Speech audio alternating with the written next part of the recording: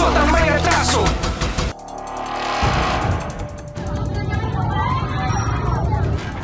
Babaeng nanggugulo raw sa iba't ibang barangay sa Nueva Vizcaya inaksyonan ng resibo. Sa pag-ikot namin, napag-alaman naming madalas ding maglagi sa public market ng bayan ng Solano ang babae. Kuminsan po, nagpumupunta siya dyan sa mga ukay-ukay, gano'n. Yung time po na nagwala po siya nung last time ay kuwan, marami siyang mga kinalat na mga paninda po dito. Ang traffic enforcer na si Edison, makailang beses na raw hinabol at muntik ng sakta ng babae. Ang tawag namin yung babae na yon, catwoman madam ang tawag namin kasi nangangalbot yon. Kasi pag hinawakan namin, nagwawala na po siya. Tapos nung nakita ko yung bata na hinawakan niya, inuntog niya sa tricycle, yun po, inawat ko po. Kwento naman ng isang street food vendor sa Solano Market. Nagwala siya doon, yung kinalat niya yung mga benta. Tapos may nakita siyang helmet, binato niya dito, buti hindi kami natamaan. Kinabukasan, May 17, 2025, sa patuloy na paghahanap ng resibo sa babaeng tinutukoy ng mga tao, nakilala namin ang pinsan ni Valerie na si Diane. Nanakaw na naman ng cellphone. Kumukuha pa siya ng mga bagay-bagay na nagugustuhan niya. Pinsan siya ng 32 taong gulang na inirereklamong babae na si Valerie, hindi niya tunay na pangalan. Pagdating sa bahay ni Diane, may mga dumating din na mga pulis. Si Valerie, nagnakaw daw ng wallet sa kabilang barangay. Alas 10, gabi, minsan po alas 7. Pero ilang minuto pa lumipas, hindi pa rin umuwi si Valerie. Kasama ang resibo, hinanap ng mga pulis ang mga kamag-anak ni Valerie.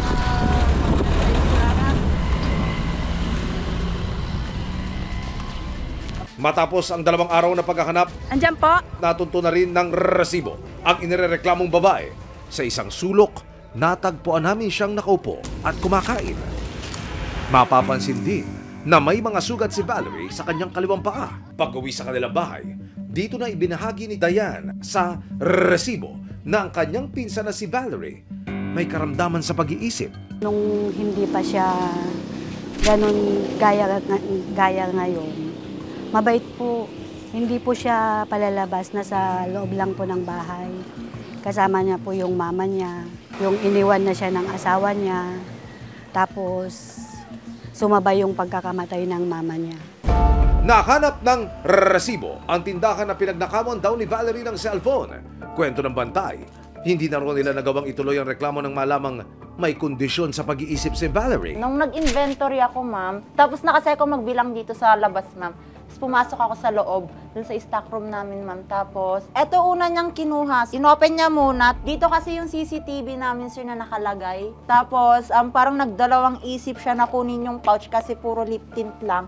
Then nakita niya yung cellphone, sir, dito. Tapos kinuha niya.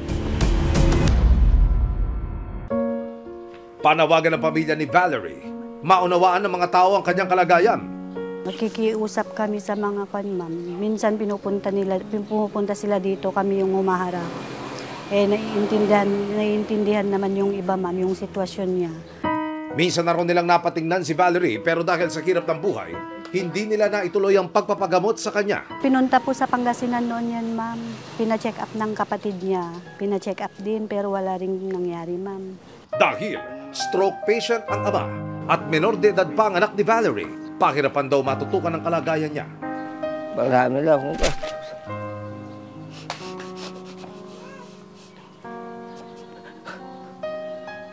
Hindi ko na alam ang gagawin ko.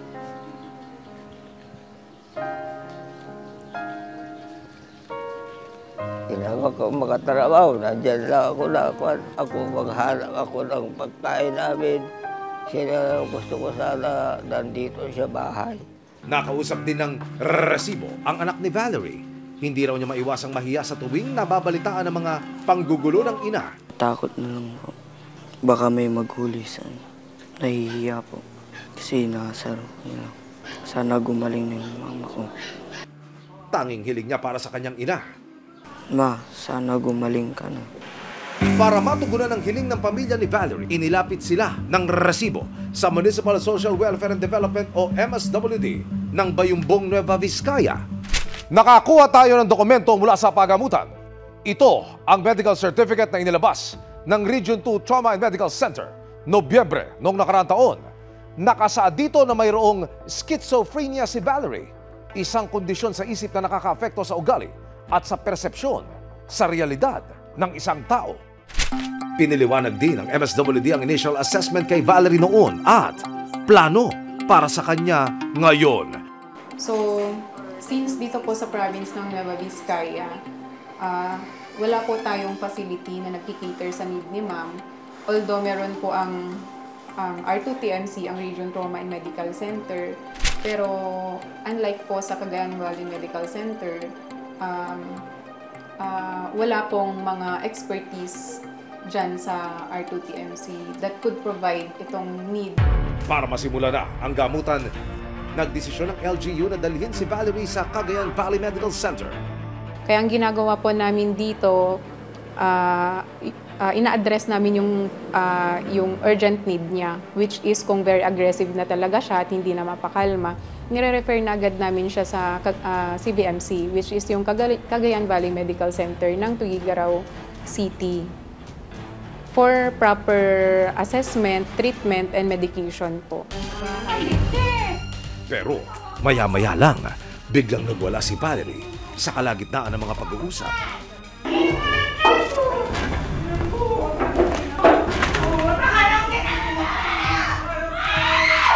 Para kumalma, inuwi muna si Valerie sa kanilang bahay.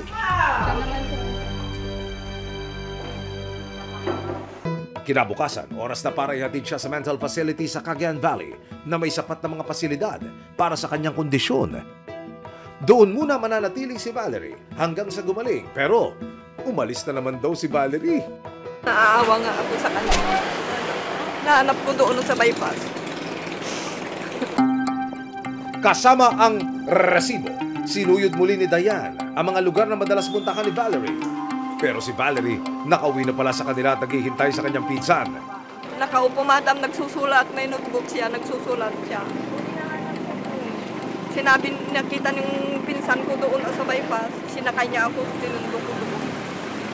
Pagdating ng ambulansya na magkakatid kay Valerie, isinakay na siya ng health workers. Kasama ni Valerie ang kanyang anak, tiyahin at kapatid na magbabantay sa kanya sa facility. Ma'am, maraming salamat po sa GMA Resibo, ma'am. Salamat po at may papagamot na namin yung kapatid ko, sir, ma'am.